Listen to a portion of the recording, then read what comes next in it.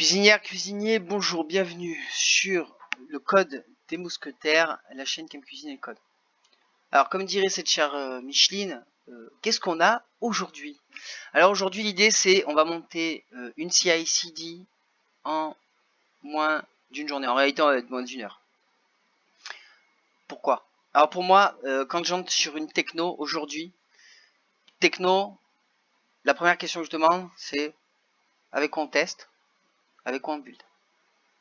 J'arrive sur un projet, avec quoi vous testez, avec quoi vous buildez. Si les gens ne sont pas capables de tester et de builder, il y a très peu de feedback. Il y a très peu de feedback, surtout qu'aujourd'hui avec les outils qu'on possède, qu'on nous fournit, il n'y a pas vraiment d'excuses et vous allez le voir, c'est très facile à réaliser. Alors moi, là, je pourrais vous montrer, allez, hop, je vais réouvrir l'ancien, open récent. Alors j'ai créé un repo GitHub, le code des mousquetaires.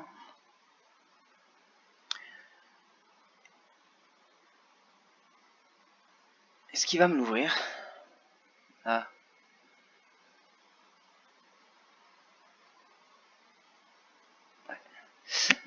Alors, moi, aujourd'hui, effectivement, sur ma machine, j'ai tout sous Docker Compose. Bon, ça n'a pas trop de sens de mettre un Kubernetes et tout, c'est un peu embêtant à administrer. Docker Compose, c'est très pratique sur sa machine, c'est un peu plus embêtant en prod, à cause du fait que si tombe en rade, ben, vous n'avez pas de mode de secours, vous n'avez pas de node, hein, vous pouvez pas entrer. Alors là, tous mes besoins en service infra est monté via des Docker Compose. Aujourd'hui, j'ai un Docker Compose pour ma CI/CD. Donc là, ici, là, vous voyez là, hop, si infra, c'est ma CI/CD. J'ai quoi là-dedans? Bon, j'ai un Nginx qui sert plus qu'à la CI/CD parce que c'est mon reverse proxy, c'est mon API gate en gros. C'est lui qui redirige tous les routings, ça me permet de faire de la découverte de services gratuits. Très peu de frais. J'ai même pas besoin de gérer la sécurité. Oui, je sais, on va me taper sur les doigts, mais c'est pas toujours évident à mettre le HTTPS en place, etc. L'avantage de faire ça, c'est que on est dans un réseau privé, hein, c'est Nginx qui s'occupe de tout, c'est lui qui gère ça. Le mec qui arrive à rentrer dans mon Docker Compose, je pense que l'attaque man in the middle, il s'en tamponne un peu. Hein. Honnêtement, là pour le coup, bon, à voir. Par contre, c'est très facile. Hein, s'il y a besoin de mettre le truc Nginx, on lui dit où sont les certificates et ça fonctionne. Alors c'est vrai que j'ai pas expliqué ce qu'est Docker pour ceux qui connaîtraient pas Docker. Alors si vous connaissez les machines virtuelles, c'est un peu la même chose.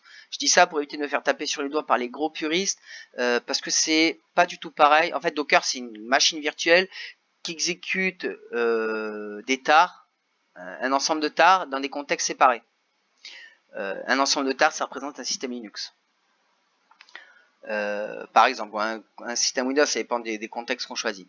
Mais en gros, c'est ça. C'est une machine qui tient. Mais l'abstraction est tellement bien faite que nous, on a l'impression de monter des machines, que c'est transparent, qu'on a effectivement des contextes d'exécution séparés, hermétiques. Enfin, hermétiques, oui. Voilà. Donc, on a le goût. C'est comme le Canada Dry. Encore une référence au boomer. Qu'est-ce qu'on a? Donc, j'ai mon Nginx, très pratique, très facile d'utilisation, une table de routage. Grâce à ça, par exemple, si je dois monter une vraie infra sérieuse avec des DevOps, je leur donne ça, ils regardent mon Nginx, ils regardent comment il est configuré, je lui donne ma table de routage sur le host, et lui, c'est bon, il est capable de monter une infra. C'est très pratique. Jenkins, alors, moi, vous utilisez ce que vous voulez. Le seul conseil que je vous donnerai aujourd'hui, avec mon recul d'expérience, c'est d'avoir une intégration continue avec un fichier dans votre repo qui est joué par votre intégration continue. Aujourd'hui, j'ai un Jenkins Files dans mes repos.net. Quand Jenkins voit un commit, en fait, bon, moi j'ai pas de hook, hein, j'ai pas de webhook qui fait un pooling toutes les minutes par exemple, hein, on configure. Il voit ça. Donc il récupère. Le seul plugin que j'ai, c'est le Git. Une fois là, en fait, j'utilise un pipeline qui est le multi-pipeline. Il va lire le Jenkins file. Dans Jenkins file, j'ai SH, j'ai .NET Build, .NET Restore, .NET Build, .NET Test, vous voyez. Ça peut être joué dans une image Docker, ça peut être joué ailleurs. Si demain je pars sur Discord CI, là en plus Jenkins File c'est du Groovy, c'est du Python, hein, ça ressemble en tout cas, enfin pour le peu que j'en ai fait. Enfin ça ressemble, il n'y a pas d'annotation et tout, j'ai pas eu de problème avec ça, alors qu'en Python c'est un peu... Enfin bref, il y a très peu d'efforts à faire, c'est très pratique et je vous conseillerais ça et vous allez voir, en 10 minutes là, en 10 minutes, vous allez avoir un outil qui vous permet d'aller prendre votre repo, de le prendre, de le compiler, de le tester, et si vous avez une image à déployer, de le déployer. Si vous avez des packages à transférer, vous les transférez. Si vous avez des nuggets à déployer, vous les déployez ou vous les déploierez quand on aura mis en place le Nexus. Le Nexus, il est là, il me sert à quoi? Donc il me sert pour tout ce qui est gestionnaire de packages, Maven, repo Docker aussi. Voilà, au moins c'est ma source pour ce genre de choses. Alors source, effectivement c'est un mot important, vous devez être capable de recomposer vos applis à partir d'un GitHub. Voilà, ça à partir d'aujourd'hui, GitHub c'est la seule source de vérité au niveau du code. Vous oubliez les specs, vous oubliez tout ça, si de toute façon ce qui sera compilé, exécuté, c'est ce qu'il y a dans le GitHub. Okay, donc vous devez, votre Jenkins, il a une commande, il fait un git, ok. Un SonarCube, alors aujourd'hui je pourrais plus m'en passer, il me donne tellement de feedback sur ce que je fais, sur toutes les bêtises que je peux faire, qu'aujourd'hui j'aurais énormément de mal à m'en passer, voilà, rien que sur la couverture de code, les bonnes pratiques, les bugs, la sécurité, je ne pourrais plus m'en passer. Ça, DB, c'est lié à notre SonarCube. C'est pour le sonar. Ok, donc aujourd'hui, on va monter un seul truc. On va monter notre Jenkins. Ok? Et vous allez voir, c'est tellement simple que vous allez dire, mais pourquoi je ne l'ai pas fait avant? Donc, on se monte une CI/CD en moins d'une heure. Allez, c'est parti. Donc, regardez, on va revenir. Je reviens avant. Alors, je vous répète, il y a le repo, il y aura le lien dans la vidéo du repo, il est public. J'en serai au même point que vous. Première chose, moi je préfère, dans le cas de Jenkins, j'ai beaucoup de config à faire sur... de toute façon, en général, quand je monte un Docker Compose, j'aime bien avoir mon image Docker. Parce que j'aime bien, en général, je m'aperçois qu'il faut rajouter des plugins, des machins, etc. Bon, voilà, je le fais dans l'image, c'est monté, c'est très pratique. Si je veux revenir à une version précédente, c'est très pratique. Voilà. C'est très rare que je monte directement l'image dans un Docker Compose. Je dis pas que ça arrive jamais. Je dis que c'est très très rare. Donc ça, c'est le Jenkins. Donc ça, toutes les lignes là en violet, là, c'est des commandes Docker. From, c'est une commande Docker. Env, c'est une commande Docker. Run, c'est une commande Docker. Là, qu'est-ce qu'il dit? Donc from, donc on va chercher l'image Jenkins dans le repo Jenkins. On va l'appeler base. C'est ça en gros. Parce que derrière, on peut utiliser des images pour build dans des images, etc. Tu passes en user root, tu configures l'environnement Europe Paris, ok. Là, il vient de monter l'image. Hein. En gros, c'est comme si elle venait, vous étiez en train d'installer le système. Donc là, il y a la commande. Et ben là, vous allez dire, bah, je vais lui mettre à jour ses packages. Donc je vais taper apt-get. Ok, je vais installer ça, ça, ça. Bon bah ça y est, j'ai fini d'installer ma machine, elle est bonne. En gros, là, vous faites l'équivalent d'une empreinte image disque. Voilà. Et c'est ça que vous allez monter. Donc ça, c'est votre image, c'est votre machine. C'est une Debian, je crois, la base, là, vu ce qu'ils utilisent. Ok. Ensuite, Docker Compose. Donc, je sais pas si je l'ai dit, parce que ça fait 3 fois que je refais la vidéo. Une fois, j'avais pas de son. Une fois, ça avait coupé en milieu. Je m'en étais pas aperçu. Docker Compose, c'est très pratique sur notre PC personnel et tout ça. En environnement, en contexte de prod, je le déconseille. Ok. Pareil, là, vous pouvez monter votre Docker. Là, vous pouvez monter votre image Docker, hein, vous faire un Docker Run hein, de ça va marcher. Vous allez avoir sur le port 8080, là vous pourriez le mettre, hein, il y a une commande qui s'appelle expose pour être sûr. Vous pourriez mettre 8080 et là sur le port 8080 il va exposer son service. Et donc sur localhost 8080 vous aurez quelque chose, le problème c'est que quand votre image va être shuntée, vous allez tout perdre. Ce qu'on fait, ce qui est très pratique avec Docker, c'est les notions de gestion de volume. Alors, attention, Dans la plupart des tutos, la plupart des endroits, on va vous dire vous faites un créa de volume. C'est génial, c'est vrai, c'est pratique. Par contre, ça demande un haut niveau de pratique, d'administration et de Docker. Le jour où vous faites un reset défaut factory sur votre Docker, vous perdez tout. Voilà. Bon, maintenant vous le savez, vous éviterez de le faire. Mais l'inconvénient des volumes, c'est qu'il faut savoir où ils sont montés, comment, il faut savoir les manager, les backuper. Donc ça demande de l'administration. Des choses qui sont beaucoup plus simples, on peut, à une ou deux exceptions près, mais quand on aura cette exception, on saura gérer. On va on va binder des volumes à des répertoires physiques sur notre machine via des chemins. C'est hyper simple. Et là, vous avez aucun risque. Votre répertoire est là. Moi, ce que vous le supprimiez à la main, vous pouvez le copier. Il existe même des abstractions S3 et tout. Je ne sais pas si ça marche, mais ça va marcher. Voilà, c'est très simple à maintenir. Les répertoires, c'est très pratique. Donc, Docker Compose, c'est du YAML. Le YAML, c'est un langage de description. Donc, on va décrire comment on va monter chaque partie. Alors, il y a par exemple des tags service. Donc, on va écrire services. Donc, on va expliquer les montages, les images qu'on monte. Il y a une partie network. On va expliquer quel network on monte, volume. Hein.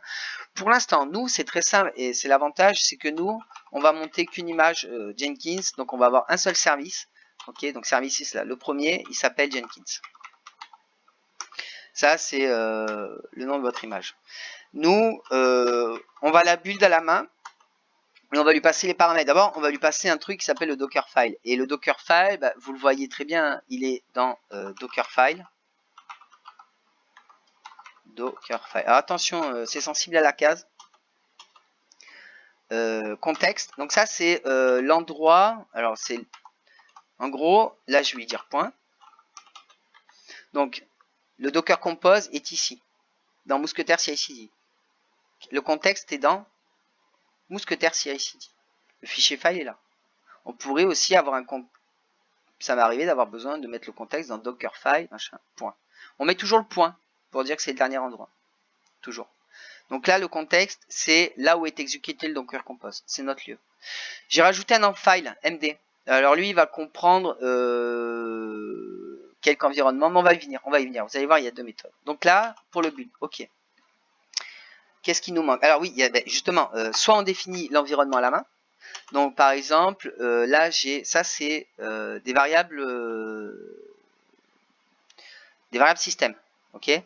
Donc soit je vais avoir un truc dans le genre et là je vais mettre admin, ok. Et pareil pour l'autre. Je peux faire ça. Je peux faire les deux, hein. Ok.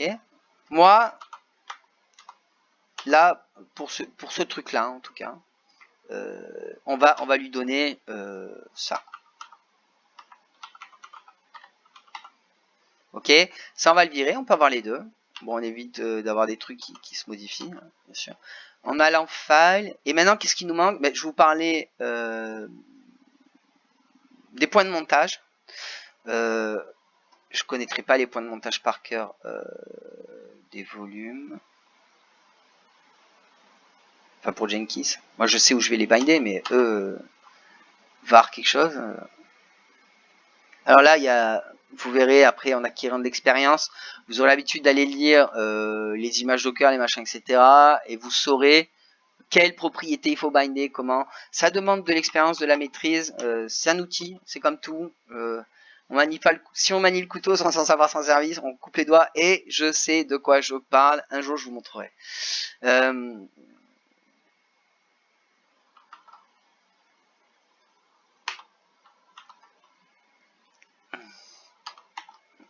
Donc lui, des deux points. Donc ça, c'est nos volumes, c'est nos points de montage. On pourrait avoir décrit des volumes ici. Hein. On pourrait avoir ici avoir un tag volume, par exemple. Avoir écrit ici un Jenkins data volume. Là, si je fais ça et que là, à la place de dès matin et tout, je dis Jenkins data volume, ça va fonctionner. Le volume, par contre, il est lié au contexte de mon Docker Compose. Voilà, c'est un peu embêtant. Si je reset tout, je vais le perdre. Alors, on peut avoir des volumes externes. Alors là, effectivement, on peut pas en descendant un Docker Compose le perdre. Il faut on peut pas, parce que là l'avantage c'est qu'il va, comme c'est un local, il va se recréer automatiquement. Voilà. Par contre, vous allez tout perdre si vous faites un reset factory. Là, on a les volumes. Je vous dis, on n'a pas besoin de se prendre la tête. Les volumes, vous savez comment ça, enfin les fichiers, vous savez comment ça marche, les répertoires.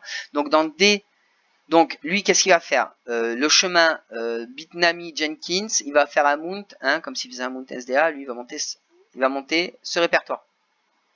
Ok? Et pour var Jenkins Home, il va monter ce répertoire. Donc nous, on est des mousquetaires, hein. Mousquetaires Jenkins Data, et c'est parce que c'est pour l'exemple et que j'ai déjà et j'ai pas envie de. Alors, si je faisais ça, ça va rien me casser.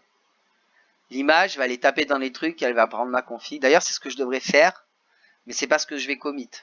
Ok. Là, je pense qu'on devrait pouvoir build. Alors, soit vous faites clic droit, compose up. Pour les gens qui n'utilisent pas VS Code, qui n'ont pas le truc, je sais pas, qui n'ont pas le plugin, si vous avez le plugin Docker Compose, vous pouvez le faire. C'est un Docker. Là, dans l'endroit où il y a le Docker Compose, hein, Docker-compose. Là, vous pouvez faire un build. Il va builder. Et vous pouvez faire un up, moins build. Il va up, mais avant de up, il va build. De toute façon, là, on n'a rien qui build, donc il va forcément build. Après, il y a des bonnes pratiques. Moi, je fais toujours un Docker Compose, moins build. Voilà. Un truc... Oui, volume, bien sûr, avec un S, ce sera beaucoup mieux. Hein, d'accord.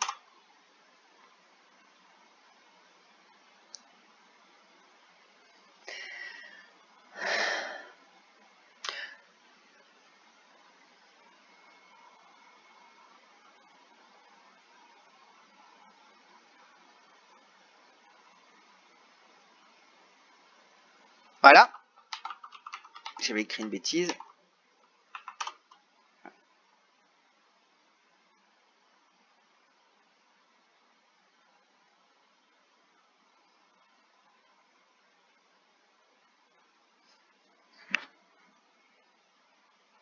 Là, vous allez le voir là. Hein, l'avantage de le faire comme ça en ligne de commande, c'est que vous voyez ce qui se passe.